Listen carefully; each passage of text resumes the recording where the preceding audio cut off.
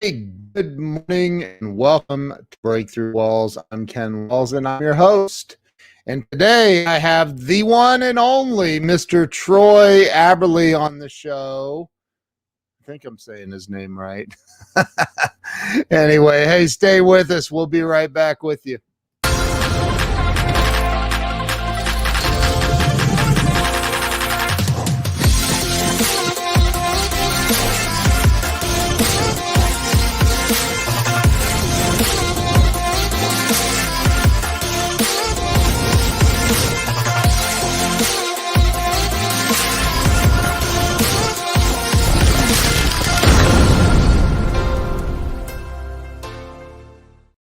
And we are back. Let me bring Troy on.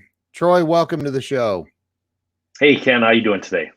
I'm doing fantastic, man. I'm very, very, very excited to have you here. So, Troy, did I say your last name right? Aberle? You did perfect.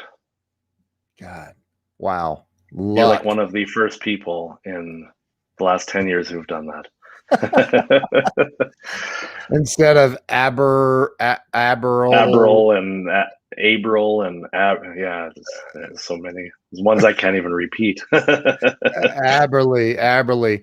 So Troy, I started this show about a little more than 3 years ago to help people get unstuck in life. We all go through crap, and some people stay stuck, and that's what this is about. Is, I believe that by hearing other people's life stories and how they went through stuff, and I really truly feel like we can help people. So Victoria has joined us this morning. Larry Schneider is always here. Christopher Voss, how you doing, Christopher? I think he didn't finish his sentence. Too amazing. Amazing what? There's Scott Ricard and Christopher finishing his sentence. Love it. So we have other people popping on, but Troy, why don't we start with you telling everybody where you were born and raised? So I was born in Alberta, Canada, southern Alberta, Canada, little small town of about 65,000 people. And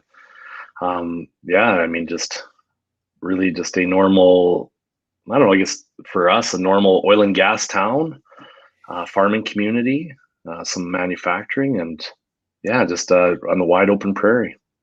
You didn't say A. When I'm talking to Americans, I'm careful. I'll throw in a few for you. I love that though. I always, when I'm talking to my Canadian friends, I'm like, "How you doing, eh?" Yeah. I can hear it more when I speak to other people, but it's there's a lot of A's here. Yeah. So Alberta is kind of over in the middle, right? In the middle of. No, it's on the west side, so it's directly north of Montana. Okay. Yeah, so if you went south of where I am now, it would be like really north of Great Falls by about 4 hours. Okay.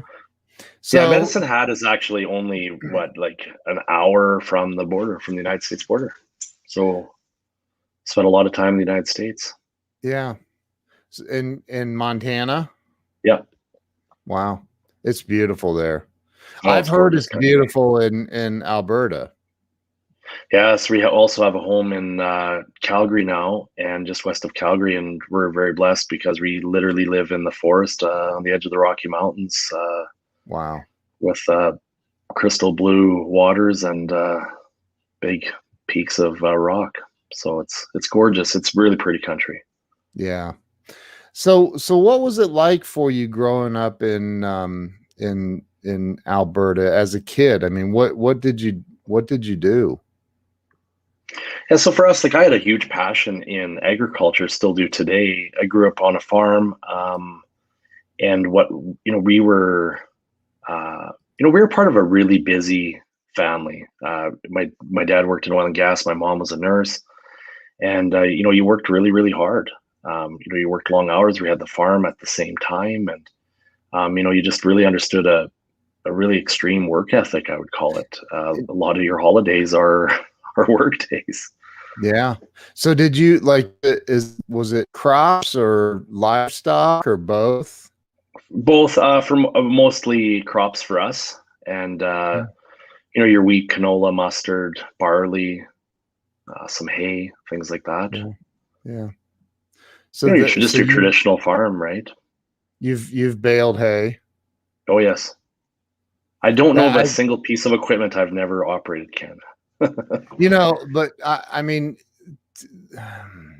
I would say the majority of teenagers today have no idea what work really is. You go out and bale hay for just one day, and it'll give you a whole new perspective on life.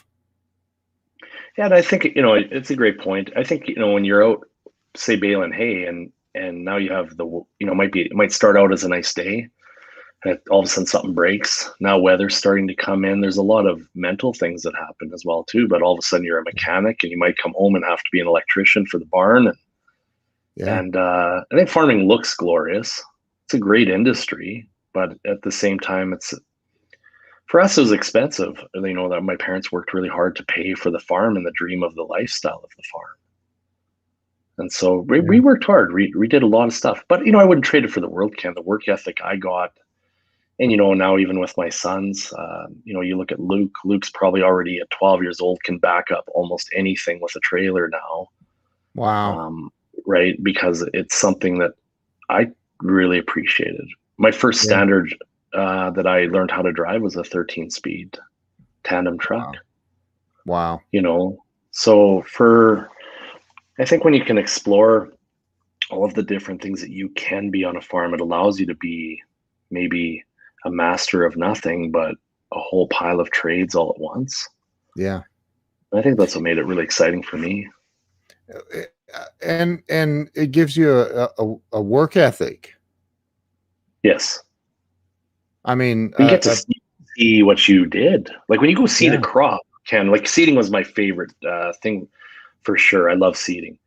But you get to till up that soil, put some seeds in the ground, and in a few weeks you get to see what you did, and you get to nurture those crops. And harvest was fun too, but nothing like seeding.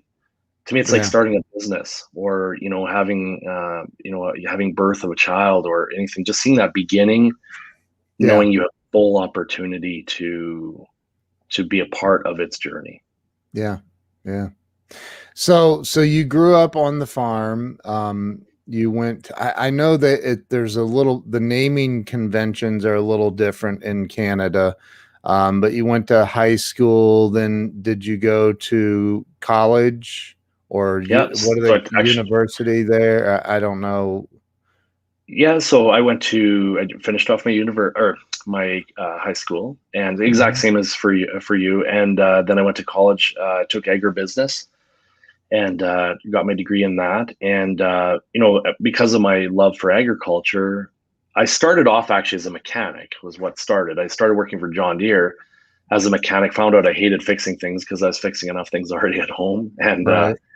and it just wasn't for me. I mean, I was like Bob Proctor. Bob said too, he started out in trades, and he was encouraged, and just wasn't him. So I knew I wanted more of the business mindset, and I really wanted to have an impact on the business side of agriculture at the time. So what I did was I went back to school. Thankfully, got an injury, and so I had to go back to school anyway and leave mechanics. And then I did my business, and yeah, and never looked back since. And then just stayed in business my whole life ever since from that point. But I mean, we kept farming just until recently. A few years ago, there was some health things with my father and stuff like that, where things had changed, and it was a smarter play for all of us to sell that particular property. Yeah. Yeah. So, with so you don't do any farming today at all. No, none. Okay. I work with a lot of farmers in Yeah. coaching and sales, and I've worked for John Deere for 11 years now as well too. Yeah. So still active in the industry, and a lot of my coaching clients are actually agriculture people, but no Wow. farm. Yeah. what do you coach a farmer on? Like, So a lot I'm of, curious. uh, well, because farming now, because everything's getting so expensive and scaling to such levels. So you're helping people get through personal development, but also now employee management. Farms aren't in my area here for a lot of people. These are big corporate farms, and so Yeah. employee management, investment, real estate investment and development, costs, just really anything you would coach anybody on at Microsoft. It's just a different product that you're putting out. You're just doing Yeah. a commodity. Right. Right. Yeah. So when you got out of college, where did you go? Where did you go from college? With and your degree was in agriculture? Ag business. Yeah. So it's Okay. actually funny, to help pay for school, I worked for the college and I was the assistant manager for the farm that was right on the campus. And then so I left there, went to a company to sell and market. I was an international marketing manager. I was a young guy then for a solar company. And what we did was went and I like that, Joe. We were selling solar equipment all over North America, actually, and for helping pump water out of ponds and dugouts and streams and rivers for agriculture use for cattle. And then we started doing that we were building RO systems for third world countries and whatnot, and selling solar systems and designing pumps and products.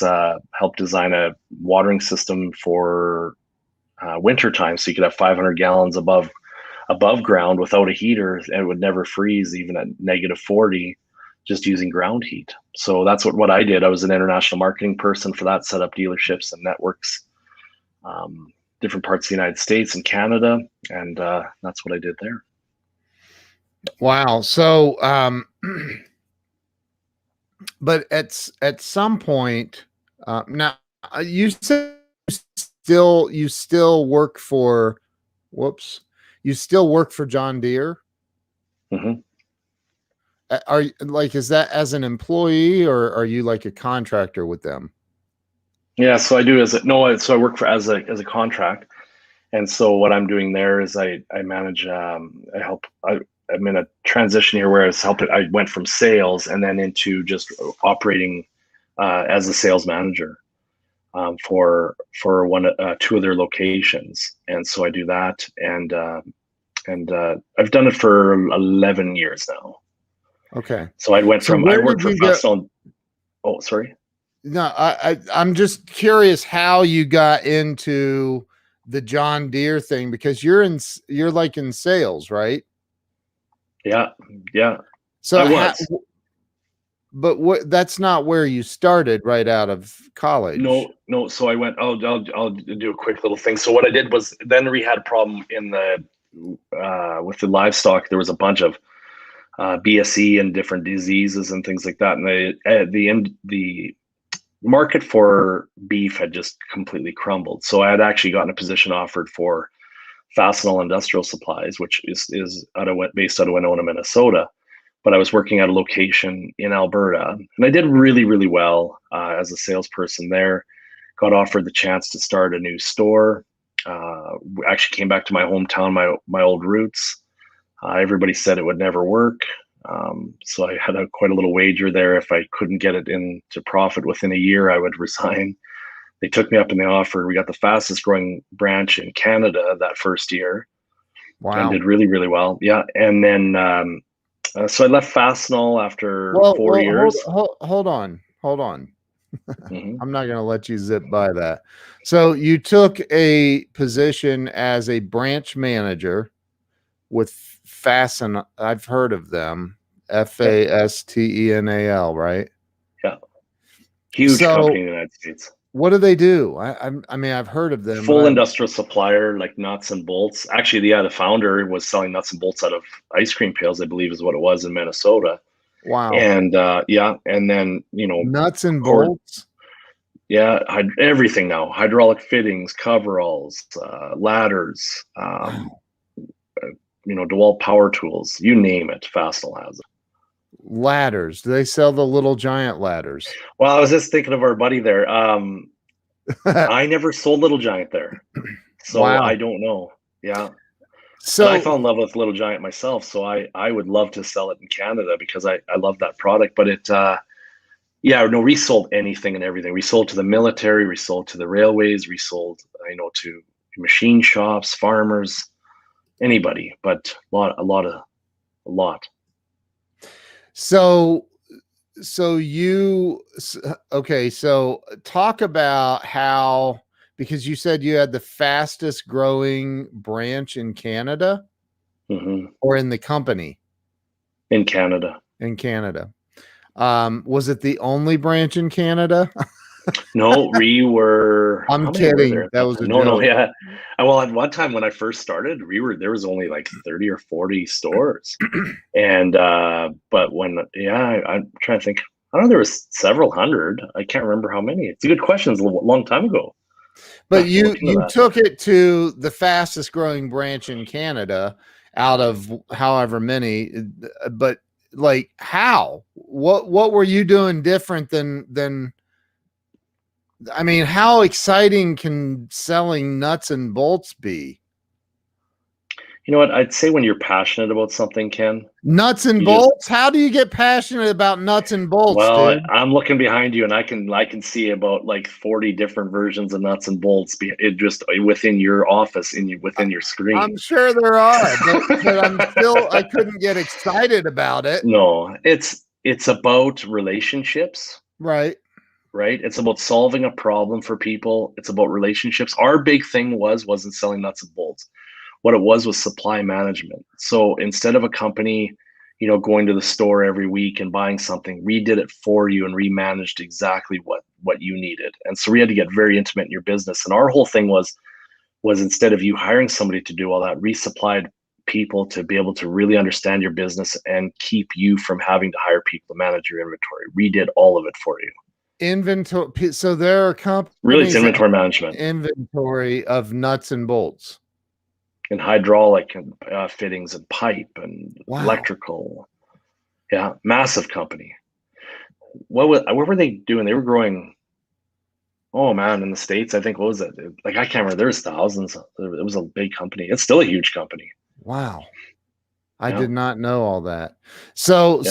okay, so at some point you Trust me, I got had no idea either that you could even do this. And it was just like literally they were the people who supplied our solar company with all their supplies. And so it just worked out that the right people at the right time. Um, Tom Ginn, I love that. it was just a good fit to get into really quick. But Yeah. however, it made me understand a lot of businesses because when you're supplying the nuts and bolts and all the things that make the company run, you get to learn a lot about companies really quick because you get to ask a lot of questions and you get to see the types of things that are happening behind the scenes. So it gave me a huge, um, you know, intellect into business and manufacturing. Okay, so let's get down to the nuts and bolts of the matter. So pun intended. Good. I just can't I cannot imagine, like I'm trying to picture myself walking in for an interview for a company that sells nuts and bolts primarily and being able to maintain a straight face during the interview. They'd be like, "What? Why do you keep laughing?" I just can't believe I'm interviewing for a nuts and bolts And you'd be job. blown away by the amount of money in fasteners. Oh my I'm gosh. sure, dude. Oh, it's I crazy. know they're huge. I know that Crazy. I'm not making fun. Please don't take it like I No, just I can't. am because I I remember can't. we used to have to dress in khaki pants Yeah. and a nice golf shirt and go and stock a bolt bin. And you're getting dirty, Oh my right? gosh. Like literally, it's like wearing a tux and I don't know. To change oil or something. Right. Yeah. You just So don't. but you did like you were the branch manager and you were the fastest and you were new and yet you became the fastest growing branch in Canada. What did you do that was different than what everybody else was doing? you did something. Like it Yeah, wasn't luck. I know I had to start figuring it out myself, and I started to study it too. You had to figure out how to build the best relationships ever, and that was it. And really make sure that you understand your customer's problem and figure out how you can position yourself to be trusted to solve it. When you solve that problem for your customer, you are going to be able to you're going to be able to gain that trust and respect. You're going to help fulfill the emotional needs, like Tony Robbins teaches. And that's what made me so successful as a salesperson, was when I understood the 6 human needs that Tony taught me, was being able to help other people fulfill their emotional needs and build those tight relationships. There's not a person in the world that could oversell you. Not a person. It won't be about price. You'll always have Right. price people, but the price people in my life, Ken, I have never had them as my customer. I am the most expensive human being you can work with. Every single industry or thing that I do, whether it's coaching or in sales or products, I've never been the cheapest. Right.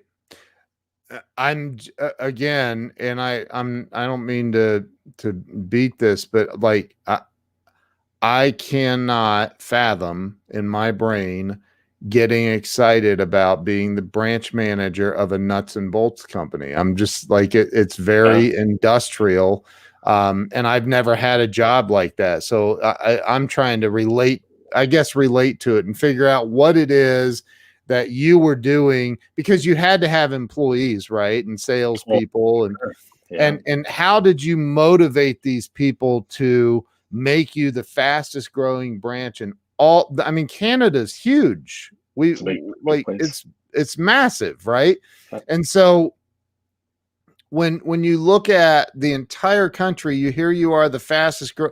I'm just like, what did he do? How did you get? You didn't do that all by yourself. So what were you doing to motivate your people to help you become that? That's what I'm like trying to You get know, to. even today or way back then, set goals that are extremely uncomfortable and figure it out. When you set a goal that's extremely uncomfortable, if someone says to you, they make 60K a year and they want to make 65, that's not a goal, right? No. If your store is doing, $10,000 a month and you write in, no, that's not a goal. You've got to do, $200,000 a month, or millions, whatever you want to call it. But you have to have a goal. Find out what this is easy. Find out what the average store is doing, or the average coach, or the average real estate person, whatever it is. Find out what the average is. You take the number and at least times it by two or three, and that's your goal. Yeah. That's what's going to set you into the level of the top 10%.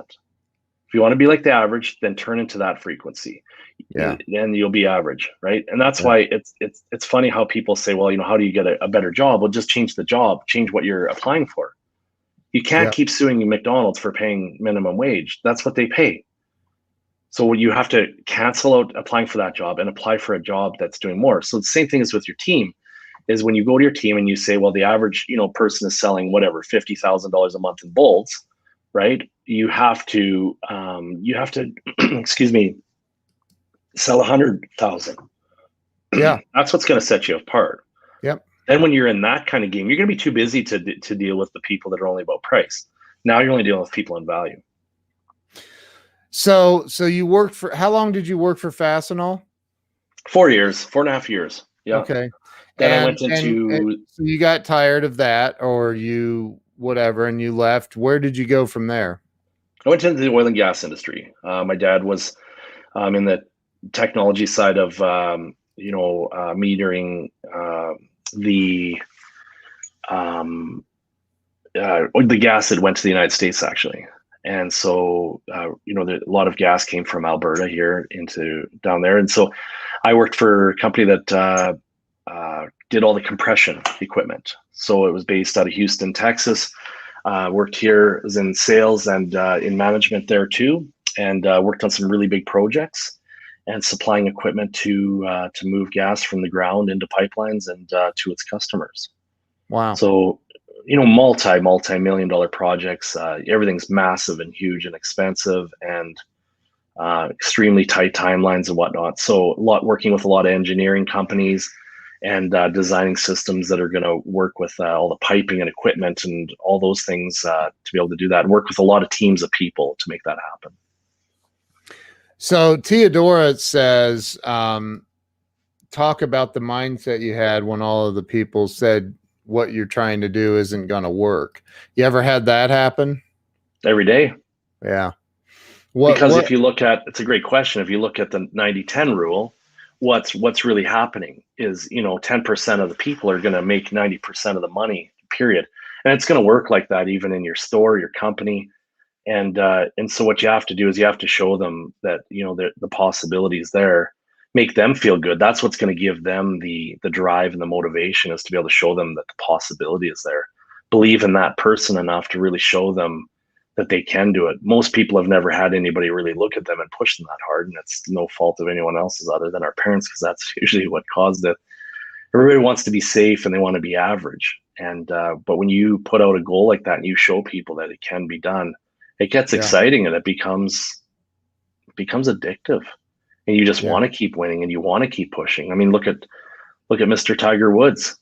The guy's changed his swing. He's done how many things already to the world's greatest golfer, but wants to be better than the old world's greatest golfer, So you just keep doing that, and you have to show that example. If he could just get the woman thing under control. Yeah, that is a problem. Ken, I'll say it like this. When you look at your employees, your staff, or your kids, and you show them that you are passionate about believing in them, that they can do something. Yeah. Because if I said, Mr. Ken Walls, I believe you can do this, and if you say, well, I don't believe that, but I'm gonna borrow your belief in me for a minute, and I'm gonna give it a try. Yeah. And I support you doing that as a leader. We're gonna get there. There's nothing you can't achieve. That's why records all over the world keep getting broken in every single thing that we do, whether it's physical or health or financial. It's anything's achievable, but you got to believe in your people, but you also have to believe in yourself and show people that passion is there to get that goal. So have enough drive. You went into the oil and gas industry, which was new because you weren't in it before. No, my family was always in it, right? And it was something that I thought, you know what, everybody else was doing it. And that's what leads us up to this. That's going to be the interesting part for you and your audience, Ken. But I mean, for me, oil and gas was just an easy thing because everybody was doing it. There was lots of money. I mean, you can make, a really good income. The benefits were there, unlimited expense account. I mean, whatever you want to do, party galore. Heck, if you weren't drinking and partying with your customers, I mean, you'd almost get fired because that you wanted to keep that emotion going, right? Wow. That's really how the industry works. And I mean, just go to Texas, the exact same thing. Texas and Alberta are the identical, both the exact same. They're sisters to each other in the way they work, and it's big money. And it's a big lifestyle. But, for me, I could see where the oil and gas was going to change. And so after 5.5, 6 years of doing that, I knew that something was going wrong in the industry. And so Alberta's oil economy completely plummeted. And but before it happened, I got out.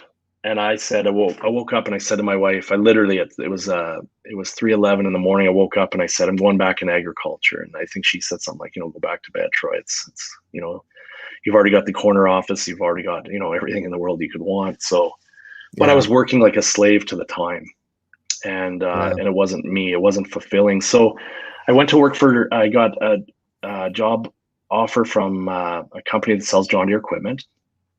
And, I said, you know what, I'll try. I want to be a general sales manager. I want to be, one of the leaders. And I actually ended up taking a job instead of being in sales. I'd never really done it before that way. So I tried it. And so same thing. Average person sold, $5 or $6 million a year. I said I wanted to sell 12. Everybody laughed at me. I did miss it. I got 13. So nice. I over doubled. Yeah. And then in 2017, if you fast forward, I went to, I would have stayed at the $12 million, but in 2017, I got to $42 million. Wow. But But here's where the big connection happened, and this is where coaching and all that came in. If I could, Ken. So what happened was, I was going to stay as that standard as long as I worked like the average, and if I was tuned into that frequency like all the other people around me. But what I had to do is I had to really step up. And when I looked back in a box of old tapes that I had from Mr. Tony Robbins, I started to really listen to him, and I started to really understand that there was a whole nother level to my life that needed to be uncovered and unleashed, if you will. And so I started listening to those tapes, and everywhere I'd go, I'd just play those tapes and play those tapes and play those tapes, and literally till I think I wore some of them out, and then I had to go to CDs. But what's interesting is I understood that there was a lot of things in my life that I was doing that I needed to stop doing. And so I knew that I had to get to the next level, I had to create a new chapter in my life. And for me, literally, I wake up in the morning on December 1st, exactly coming up to 9 years ago, I guess now, and I draw a line down the piece of paper, and I write on there 0 to 34 years old is my chapter 1. And I draw a line down, and on the right side, I wrote down 34 years old to 118 because I figured I'm going to eat a few more veggies and fruits, and I'm going to get a little healthier and live long. So what I did was I started to realize that I needed a to-do list and a not to-do list, and there was things I needed to stop doing. One of them was definitely changing the amount of alcohol I was consuming. So I quit drinking completely, stopped, just decided. And I didn't know how I was exactly going to do that. So I also went and signed up that day for an NLP course, and also a few other courses. One of them was actually Reiki, learning about the energy in my body and whatnot. And this is stuff that was so, not me at the time, and really wanted to learn it and understand it. And I knew that, negative self-talk, I knew I needed to have goals that were very, very clear and concise. And I really, really, had to commit to it. And just a lot of things, there was a lot of people I was hanging around that weren't on the same energy and frequency that I wanted. So what did I do? I literally went and I had to fire a lot of friends, and some of those people were long-term relationships. And so, I got into a frequency, Ken, that was completely different. No more substances, no more negativity, no more news, no more a lot of things that were keeping me like the average player. Get onto the frequency. So then I became obsessed with Tony Robbins and so many people, Jim Rohn, Chad Holmes. I started learning sales techniques from him, and I could go on for hours about all the mentors. Reading Dr. Canfield's work and Mark Victor Hansen, and just so many things to make sure my soul, my energy, my mindset were going. Yeah. And I literally, that's when I came up with the idea of, I'm creating and living my own chapter 2. Yeah. And that, from there on, sir, I then became, like, literally in 2017, I was the top selling salesperson in a group that of 428 salespeople in North America for John Deere. Wow. So yeah, but during that though, I fell in love with so much about the experience of what I did. I then registered, became a certified Tony Robbins coach, and then got certified with Bob Proctor, and did a lot of work with Brennan Burchard and a lot of great mindset people, so that I literally spend all my life now is dedicated to coaching and serving people. I can work in agriculture. I can work I can work with so many different things that I can literally do whatever I humanly want to and be a coach the entire time. The products you sell or do is just one part of it. Whether you're selling a book or a tractor or whatever, it's creating the experiences for your customer as a coach or as a leader that are going to make that difference. What is the 333 story that Tom is asking you to share? Tom, can you tell me a little more? I don't know what I said. Doesn't ring a bell. Yeah. So what about expanding on this for Christopher? The concept of a new chapter 2. Well, I think anybody is, Christopher knows a lot about this a little bit, I guess, and, to expand on it, every day that you might be going into that old paradigm, like Bob Proctor, my mentor would say, if you're in an up and down moment, or you're having problems, or you feel like you're going back into what you didn't want to be, you got to ask yourself, Am I living in chapter 1 or am I living in chapter 2? It's easy to go back to chapter 1 because it's safe. You've already experienced it, even if it was painful. You know how to react, you know how to cope with it, and you know how to adjust to it. Chapter 2 is the chapter that you get to write out to be exactly how life is on your terms. How are you showing up for yourself in the morning or throughout the day? How are you showing up for your family? How are you showing up for your team, where you work or the customers you support? And design that chapter 2 and get out of chapter 1. Chapter 1 is filled with the average people that you were a part of before. A lot of those things and those habits and beliefs came from, learning from your parents, and they learned that from their parents and so on back as far as it goes. And we get used to those same feelings. And when you're living in chapter 2, there's nothing that can feel better. At least it has been for me. I've taught a lot of coaches and whatnot. I know I've had Tony Robbins people that have used the chapter 2 program that I've taught to in depth. And and now I work with Bob Proctor on the Thinking the Results program, which really is like chapter 2, but taking it to a completely way higher level. And that's what I'm really passionate about now, but is being able to really, really figure that out. And I'd say to anybody, write down your goal and figure out your to-do list to get it, but also write out your not to-do list. And I promise you, there's not a person on this call that will have a smaller not to-do list if they're being honest with themselves. That list will get big. And, because if you're going to have a goal, Ken, what are you willing to give up? Some people are going to say, well, yeah, I got to give up more time. I got to work harder to get my goal if I want to make $1 million a year. No, you have to give up BS beliefs is what you have to give up. Yep. You have to give up the mindset and the crap you're telling yourself that you have to do to feel good. No, you don't need that extra chocolate bar. No, you don't need a pale ice cream. No, you don't need to go and complain to your wife that you're, having a crappy day. You don't have to do any of that stuff. Oh, it was a story about Bob Proctor. He shared raising $3 million in 3 days and 3 hours to process, raised to support a community after a tornado, how we can versus can't. All right, I'm not familiar with that Bob Proctor story. I'm going to ask Bob that exact story tomorrow, Tom, and I will find out more about that. I don't know about it either. Here's the deal, though. I can probably answer most of it. Is, you know what? If you put a goal out, if we all said that right now today, that there's been an event or there's a purpose, right?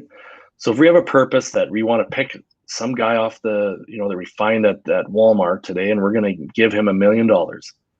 If we put our mind to it right now today, and you get the power of a mastermind together, as Napoleon Hill would talk about, but you put together a bunch of people on the same frequency, and you say we need $1 million in 24 hours, and you put together the right people with the right frequency, it's not hard to raise that $1 million.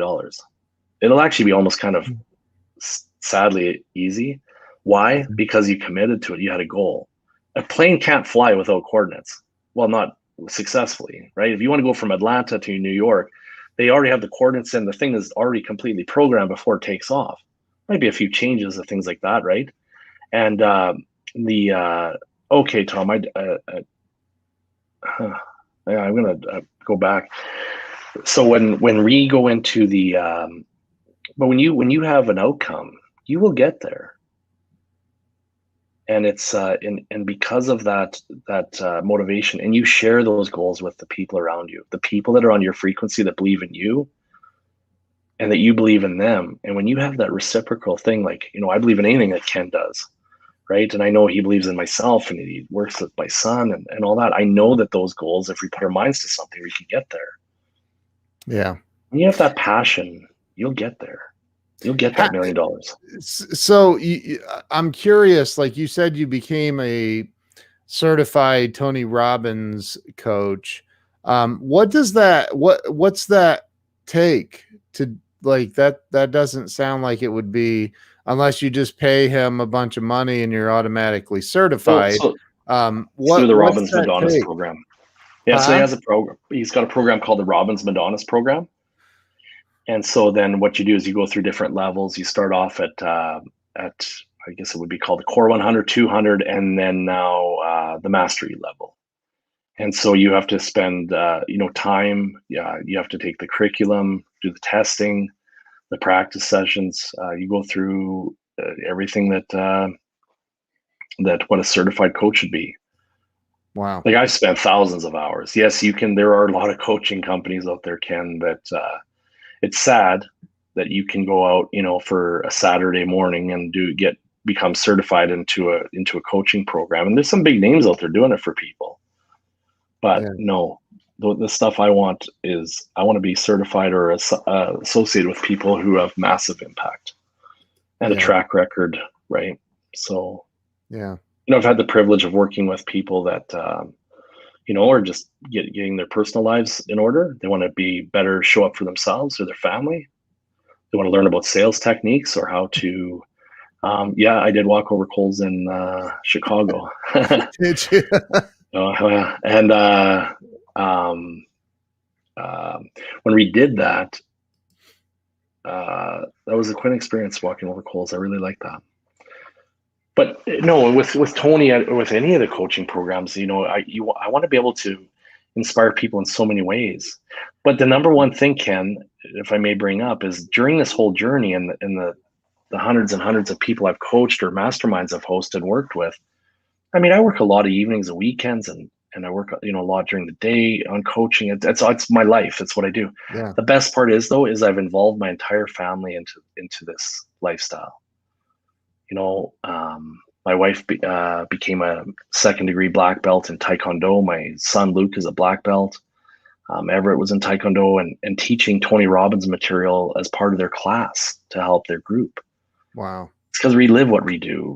We want to be a product of the product, and that's how our goals all shifted. Otherwise, we'd still be living in that little old house that we were in. Now we're in the big house and on the side of the mountains, and it's life is a lot different.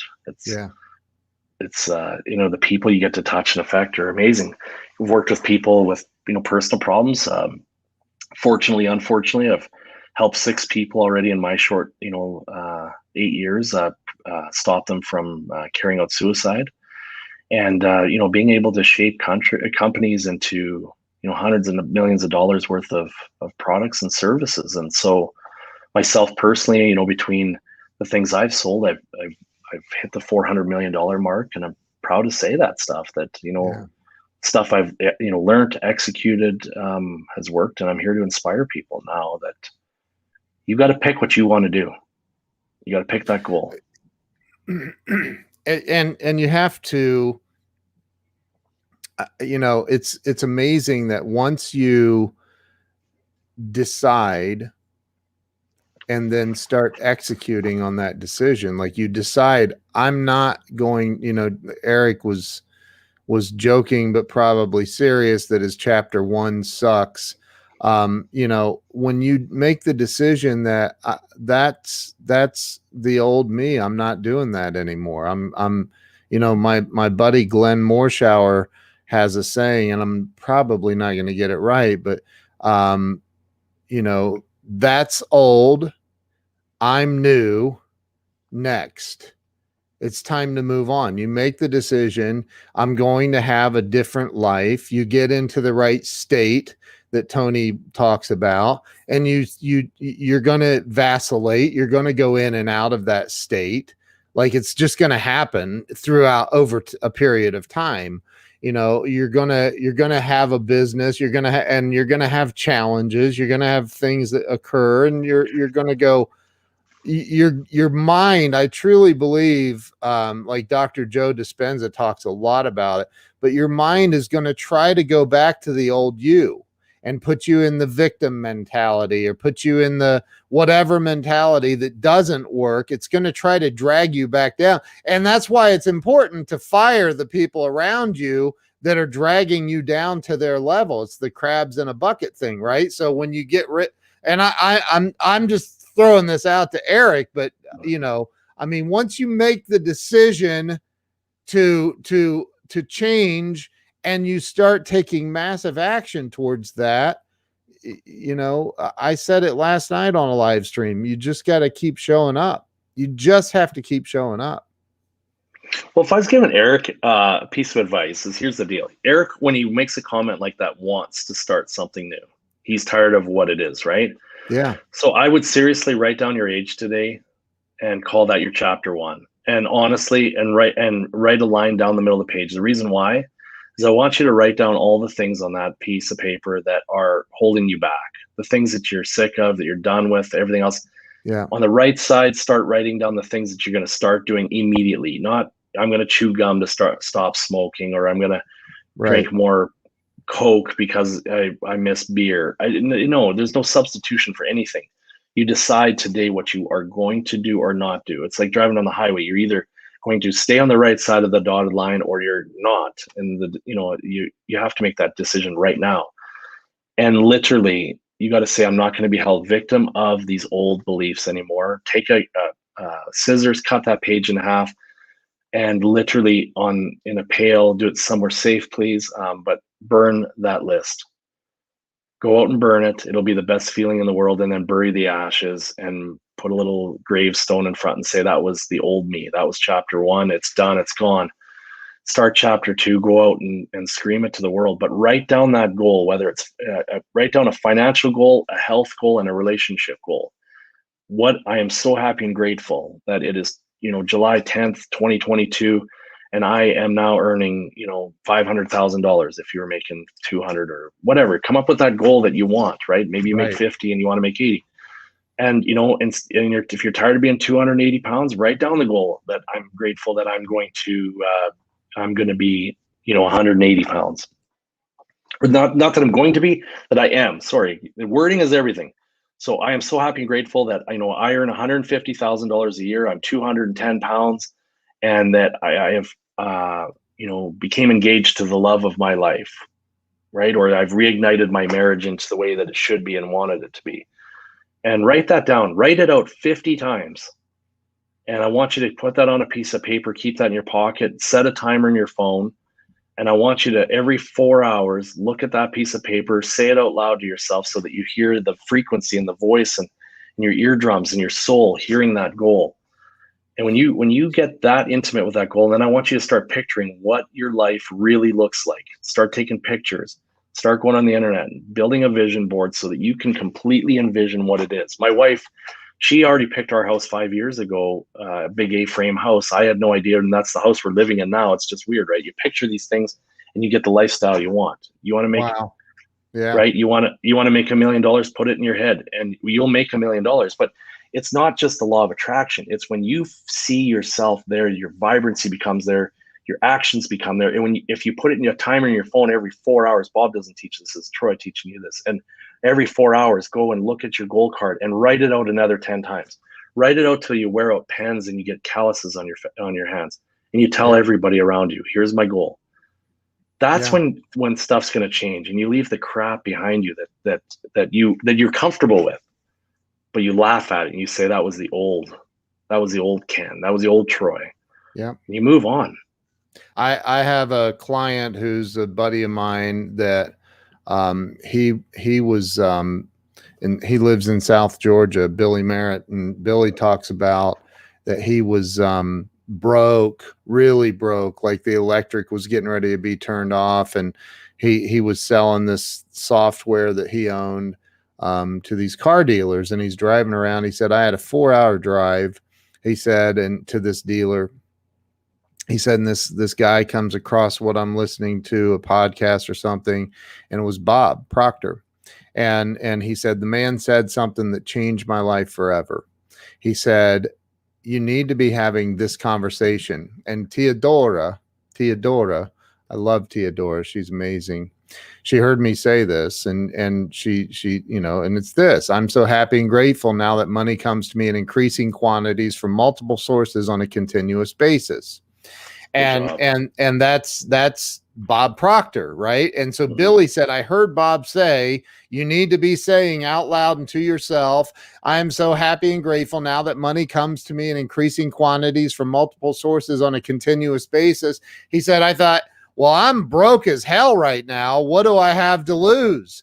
And he said, I'm driving down the road, 4-hour drive, and I start saying, I'm so happy and grateful now that money comes to me in increasing quantities from multiple sources on a continuous basis.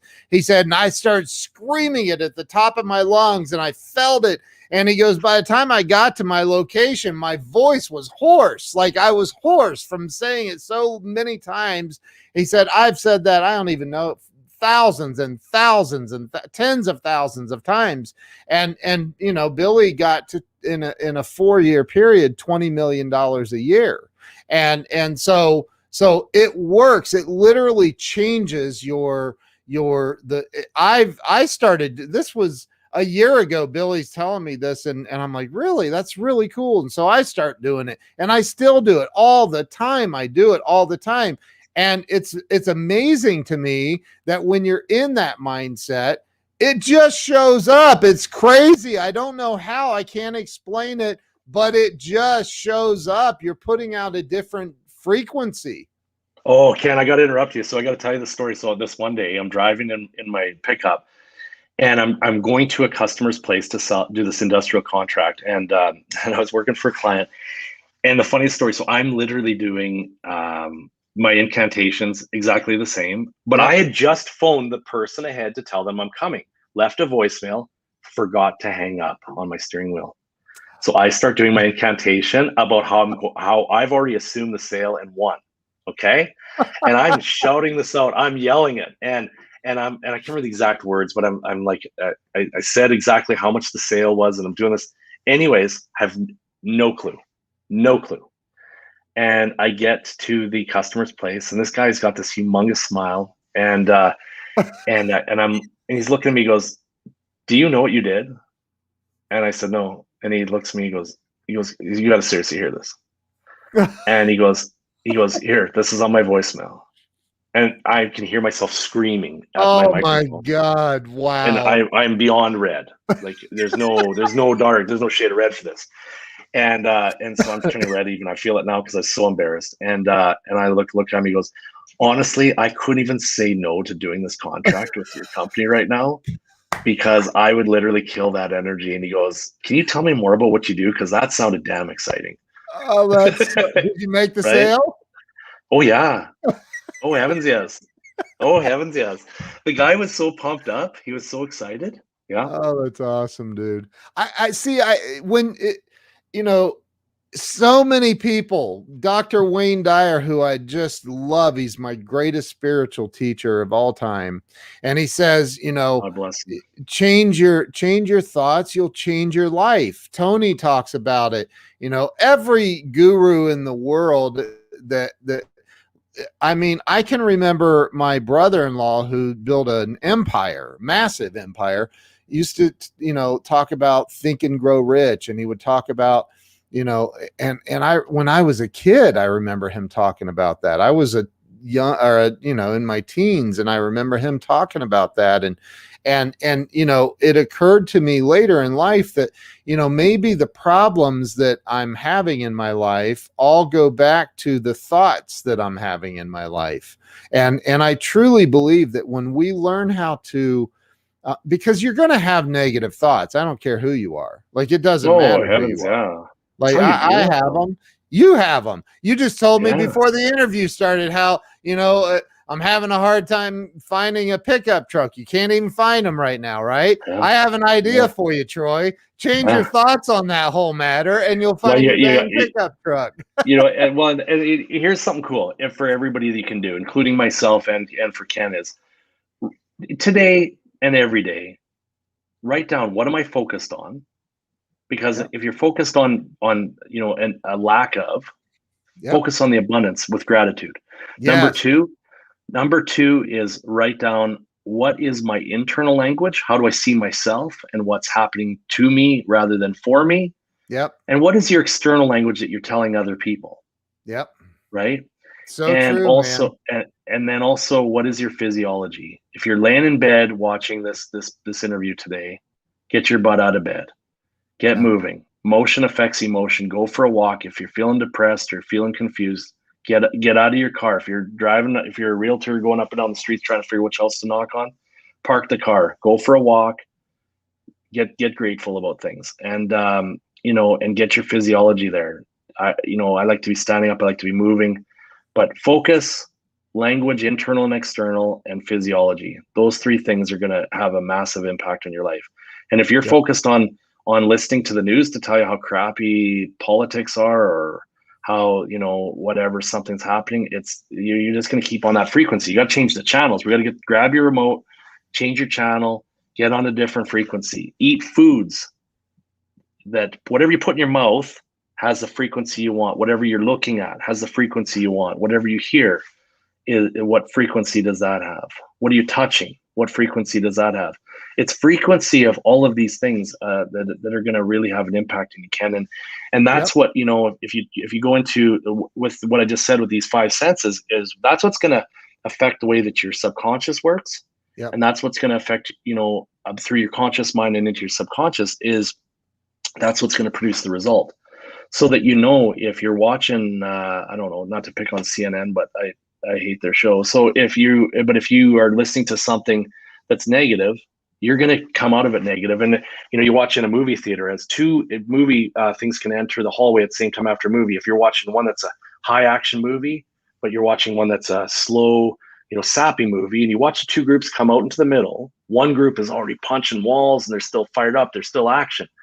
But when it's the group that's the sappy movie, those people come out and they're like, oh, and they got Kleenex and stuff. No, stop with the sappy crap. That stuff is entertaining for you, but you got to get on a page where you're fired up, you're vibrant. And again, what's affecting your eyes, your ears, your touch, your taste, your mouth, all those things. Yeah. Put into your body what you need. Keep the vibration up. GIGO, GIGO, right? Garbage in, garbage out. Whatever you're feeding your mind, you're gonna. So let me ask. Gosh, I can't believe we've been on here 56 minutes already. So let me ask you a question. Mm-hmm. And I ask this question on every show, and the number one answer has always been fear. So I want you to do better. And that is, what do you, in your opinion, this is all about your opinion, what do you feel holds people back from real financial success in life and freedom, happiness, joy? Your story. It's your story and your goal.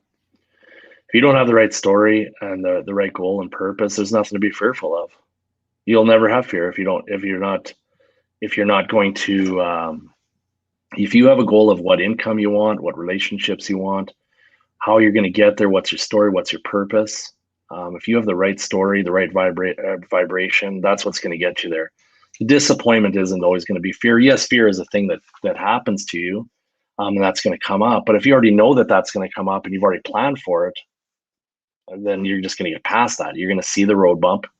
You're going to go around it because you already know. But you have the story that no matter what, come hell or high water, I'm getting that goal. This is what I'm doing, and I'm going to get resourceful, find the people around me, find the right things to focus on, have the right language, have the right actions, and I'm going to show up and I'm getting that goal no matter what. That's what's going to get you there. And the people who don't get it, they just don't have that story. It's just really that simple. It's the truth. I don't think it's fear. I know a lot of people use the same thing. Fear is a great excuse. There's either the fear of failure, the fear of success, or the fear of self-worthiness. Yes, that's an outcome. That's an emotion that happened. But if your story isn't aligned with your goal and you can't see that goal and you can't picture that goal in your mind, every client of mine, this is what you have to do if you work with me, is you have to have that goal. You have to be able to see yourself there, and you have to see how you're going to get there. If you don't see that, there's nothing to get mad at. There's nothing to be disappointed about. You don't even know what you even failed at. It's true. It's true. What about, well, especially in Canada, Hey, the last year and a half has been insane. And, pandemics and lockdowns and all kinds of insanity going on. Suicide rates skyrocketed worldwide.